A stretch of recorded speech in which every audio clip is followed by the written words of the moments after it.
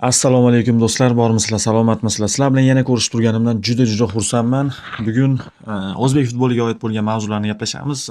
Libosdan bilib olishingiz mumkin. Demak, boshladik do'stlar, vaqtni cho'zib o'tirishni umuman keragi yo'q. O'zbekiston U23 terma jamoasi o'lim guruhidan, deyarli o'lim guruhi, chunki boshqa guruhlar bilan solishtirib qaraganda eng kuchli shu so'nggi yillardagi eng kuchli terma jamoalar aynan bizning guruhda edi va shu guruhdan biz birinchi o'rinni egallab chiqyapmiz. Bu juda ham quvonarli holat va guruhdagi eng yosh jamoa biz edik do'stlar. Bu haqida bafurcha keyinroq to'xtalib o'tamiz. Keyingisi U23 aytib o'tdim. Milliy terma jamoamiz yana yig'in boshlayapti. Bu yig'inga asosan shu o'zimizning chempionatda ochilgan, gullagan, meva solgan futbolchilar xullas. Keyingisi shuni atrofida gaplashaveramiz. Shu ikkala mavzuni, yangi mavzular kelib qolsa teginib o'tib ketamiz ozgina va Xabi Alonsoning ketish haqida ham ozgina to'rt qator deylik-ku, xuddi shunaqa. Xullas boshladik. U23 terma jamoamiz do'stlar bugun Janubiy Koreyani 2-0 hisobida mag'lubiyatga uchratdi va qolgan bundan oldin bo'lib o'tgan ikkita o'yinga nisbatan meni nazarimda menga shunaqa ko'rindi, yaxshiroq o'ynagandek ko'rindi. Ya'ni qanaqa o'sha to'pga egalik qilish, dominantlik, total futbol yo'q, imkoniyatdan foydalanish bo'ldi shu. Ikkita o'sha vingerlarning sa'y-harakatlari, yorib kirishlari, dribling ishlatishlari raqibni chalg'itdi. Keyin zarba pozitsiyasiga chiqib keldi futbolchilar, zarba berishdi. Koreya darvozabonida muammo borligi bundan oldingi o'yinda ko'ringan edi. Ko'pchilik aytdi, Ravshan Haydarov murabbiy emas, uni olib tashlash kerak. Kim jo'natdi o'zi Ravshan Haydarovni deb aytdi, lekin do'stlar mana o'tgan safar Koreya bilan Livan o'rtasidagi o'yinda livanliklar o'sha ikkita golni to'g'ri, endi juda osonlik bilan demayman-u, darvozabon qaytarsa bo'ladigan vaziyatdan gol urishdi. Ya'ni bittasi uzoq masofadan berilgan zarba, to'g'ri, juda chiroyli zarba bo'ldi, lekin darvozabon qaytarishi mumkin edi, shu zarbani qaytara olmadi. Bittasi ham o'sha markazdan yaqin hududdan darvozabon turgan nuqtaga tepdi, lekin darvozabon boshqa tomonga sakradi.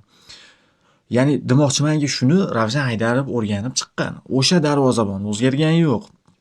Va shuni o'rganib chiqishlarining hisobiga yigitlarga tushuntirgan. Uzoq masofadan ko'proq tepinglar degan, ko'rgan bo'lsangiz, juda ko'p uzoq masofadan zarba berildi. Biznikilar juda ko'p uzoq masofadan koreyalik darvozabonni sinab ko'rishdi va shulardan gol bo'ldi-da endi shulardan. Xullas. Aytmoqchimanki, Ravshan Haydarovga men ishonaman. Ravshan Haydarov yoshlar bilan ishlash bo'yicha O'zbekistondagi professor, maestro, xullas nima desak ham yarashaveradi unga. Xullas shunaqa do'stlar. Va yana bitta yosh jihatdan aytib o'tmoqchiman. Men hozir bitta sanab aytib berishim mumkin. Mana shuncha futbolchi, yoshi katta, bizda shuncha futbolchi videoni o'sha mazmundan uzoqlashtirmagan, mantiqdan uzoqlashtirmagan holda, ya'ni statistikaga aylantirib olmoqchi emasman. Shuning uchun o'zim aytib qo'ya qolaman. Koreyada men ko'rdim. Hattoki Koreyani ham men o'yladimki, boshida juda unaqa katta bo'lmasa kerak futbolchilar. Ya'ni Koreyada ham tizim shunaqa-yu, yoshlar olinib kelinadi va keyingi o'sha lo'ndaroq, ya'ni go'shtli musobaqaga, o'sha yo'llanma beruvchi, olimpiada yo'llanmasini beruvchi musobaqaga Yaponiyada ham, Koreyada ham shunaqa. O'zi tizim hamma Osiyo tizimida hammasi shunga o'tib bo'ldi, Osiyo tizimi. Ya'ni shunga olib boradigan futbolchilarni ko'rib olsa kerak degandim, lekin ko'p ekan Koreyada. Adashmasam 4 ta sanadim 22 yoshli futbolchilarni.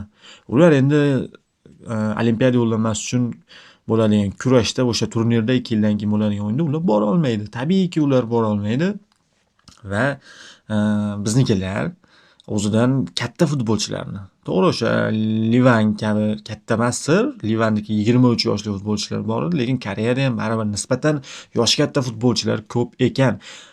Eronda ham xuddi shunaqa. Eronda ko'pmas ekan u, lekin baribir bor ekan. Eronda ham 4 ta 5 ta 22 yoshli futbolchilarni ko'rdim do'stlar.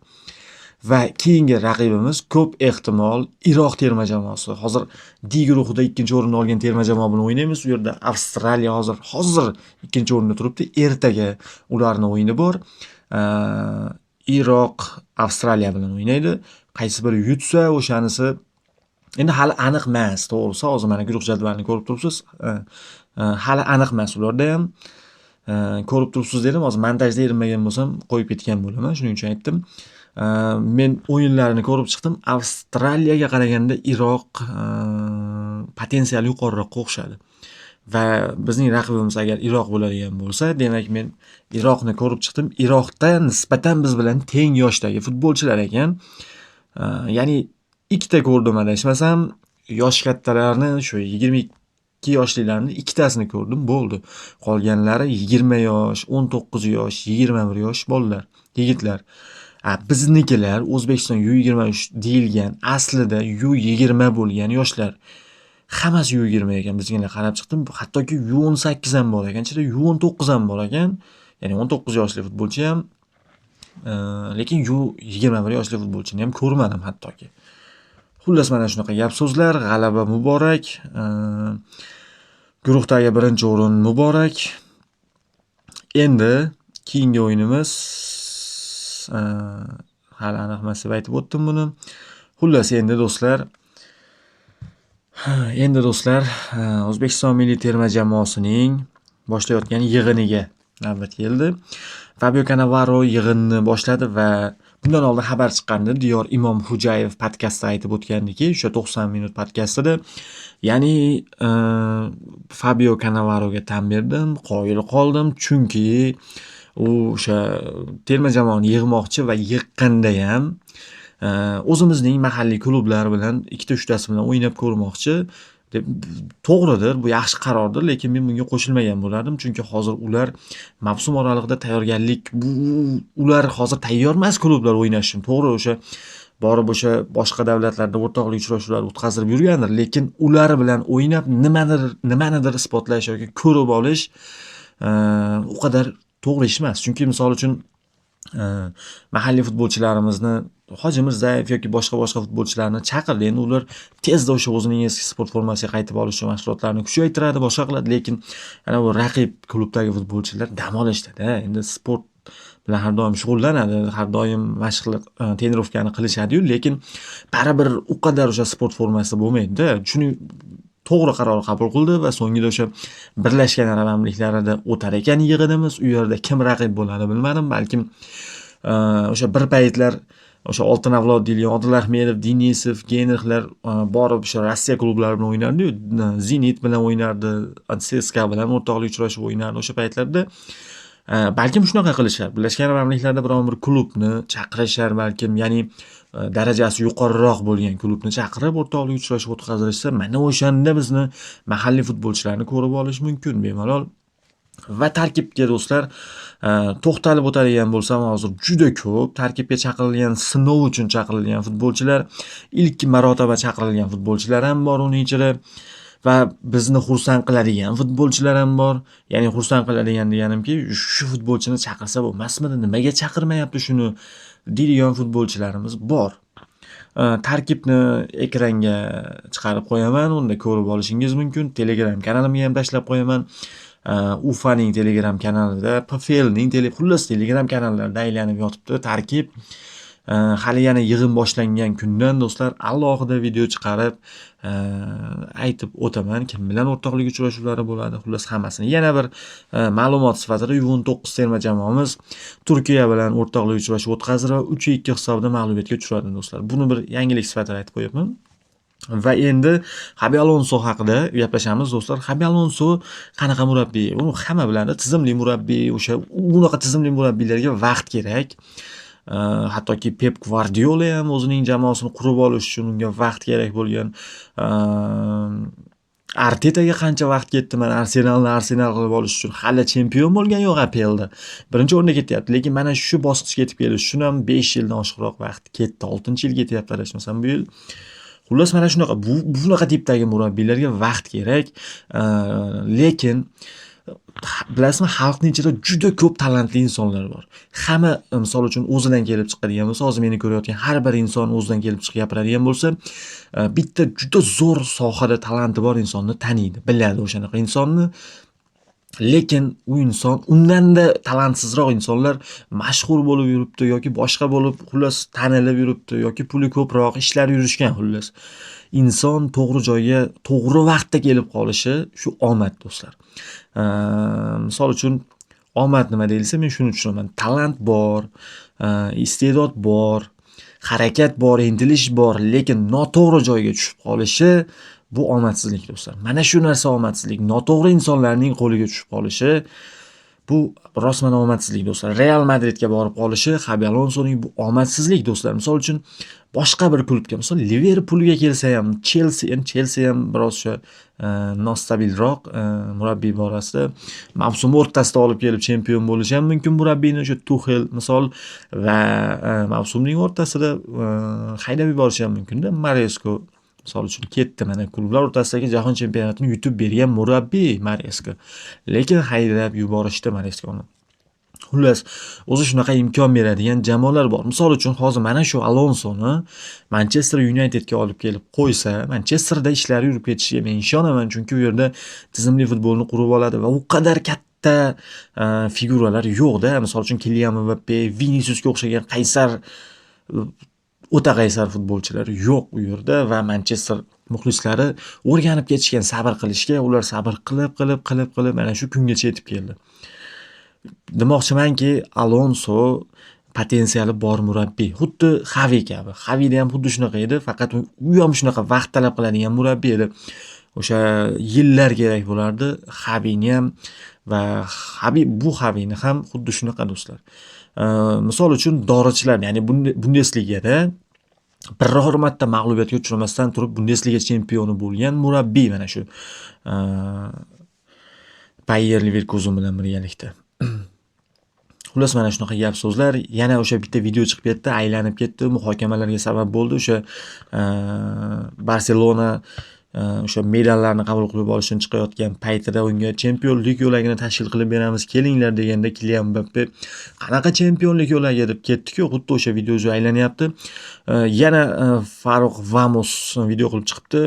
O'zi Kylian Mbappening jahli chiqishiga sabab boshqa tomonda edi, chunki unga Fermin palondaqa degan, yana kimdir unga pistondaqa degan.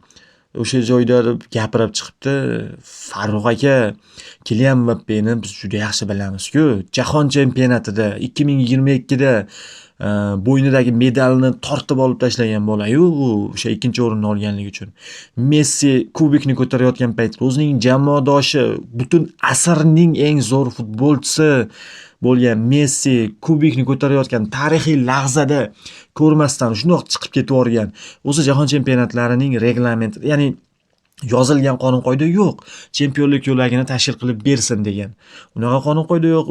Biror marta chempionlik yo'lagini tashkil qilib bermagan jahon chempionatida ikkinchi o'rinni olgan jamoa. Lekin hurmat yuzasidan ular kubikni ko'tarayotganda 2010-yilda Niderlandiya kuzatib turgan Ispaniyani kubik ko'tarishini, 2014-yilda Germaniyani nemis mashinasini kubik ko'tarishini kuzatib turgan Argentina, Messi kuzatib turgan maydonda turib, 2018-yilda aynan shu Kylian Mbappe boshchilik Fransiya kubik ko'tarayotgan paytda, chempion bo'lgan nishonlayotgan paytda chetda turib xorvatlar ham chempionlik yo'lagini tashkil qilib berishgan, ham kuzatib turishgan.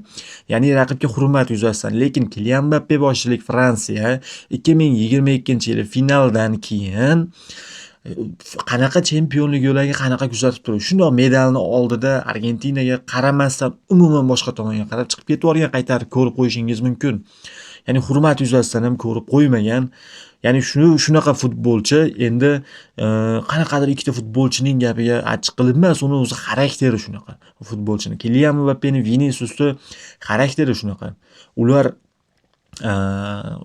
bu narsani ko'tara olmaydi bu futbolchilar. Uni ya'ni kimnidir tan olish yoki boshqa degan masalalar yo'q. Ular shuning uchun ham 1000 zo'r o'ynasin, 2000 ta gol ursin, ana baribir u futbolchilar buyuk bo'la olmaydi. O'sha Mbappe ham yoki boshqasi ham, chunki ular kimgadir havas qilib kirib kelgan futbolchilar. Misol uchun Ronaldo kimga havas qildi? Ronaldo menman derdi. Men o'zimman derdi. Kim eng zo'r sen uchun deyilsa, men o'zimman zo'r, eng qirol menman. Tarixdagi eng buyuk futbolchi men bo'laman derdi. Messi umuman zabonsiz. Messining birov bilan ishi yo'q. Messining o'zining dunyosi bor. Messini tiliga uncha inson tushunmasdi. Messi o'zining hayoti bilan yashardi. Bo'ldi. U o'zining davlatidagi Maradonaga ham unchalik muxlislik qilmagan. Bular aynan kimnidir kumir qilib kirib kelgan futbolchilar. Haaland ham shunaqa, Ronaldoni kumir qilib kirib kelgan. Kylian xuddi shunaqa. Yana Vinicius xuddi shunaqa gol ursa raqamini ko'rsatib shu yerda deb ishora beradi. Bu futbolchilar bilamiz do'stlar, darajasini bilamiz futbolchilarni. Ular hali Ronaldo, Messi darajasiga chiqishiga hali ancha bor. Mana bu qilib turgan ishlari umuman shu darajaga chiqmasidan oldin ham o'zlarini hurmatini pastga tushirib qo'yyapti bir pog'ona. Xabi Alonso normal murabbiy, u chaqiryapti, mayli maydonda murabbiyning gapi gap do'stlar.